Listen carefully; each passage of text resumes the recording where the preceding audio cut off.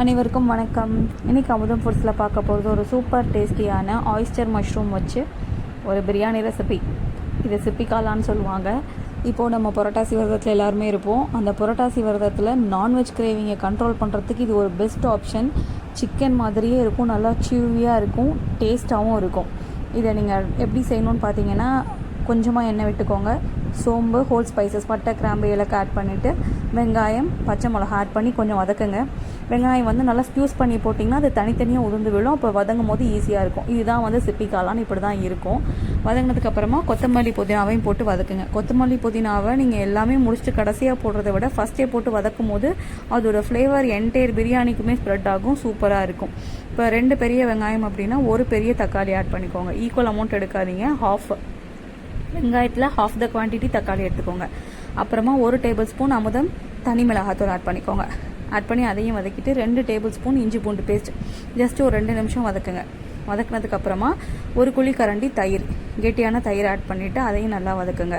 வதக்கிட்டு நம்மளோட அமுதம் பிரியாணி மசாலா வந்து 1 டீஸ்பூன், இப்போ இது வந்து 3 பேர் சாப்பிட்ற அளவுக்கு நான் செய்கிறேன். அப்போது 1 டீஸ்பூன் நீங்கள் பிரியாணி மசாலா ஆட் பண்ணால் போதும். அதையும் போட்டு நல்லா வதக்குங்க. பொதுவாகவே பிரியாணிக்கு நீங்கள் ரொம்ப ஆயில் சேர்க்கணும்னு தேவையில்லை. சேர்த்திங்க அப்படின்னா நம்ம அதில் சேர்க்குற நல்ல விஷயங்களோட குட்னஸ் வந்து போயிடும். அதனால் கம்மியான எண்ணெய் சேர்த்து இந்த மாதிரி பிரியாணி மசாலா ஆட் பண்ணும்போது அந்த ஃப்ளேவர் கம்ப்ளீட்டாக என்ஹான்ஸ் ஆகிடும்.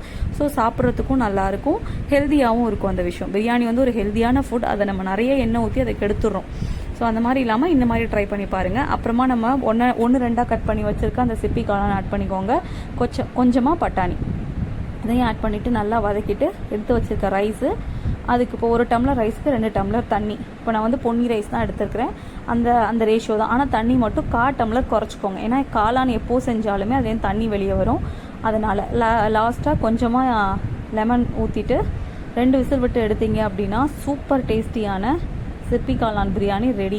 நல்லா உதிரியாக குலையாமல் ரொம்ப டேஸ்ட்டாக இருக்கும். காலையில் உங்கள் கிட்ஸுக்கு இதெல்லாம் செஞ்சு கொடுங்க.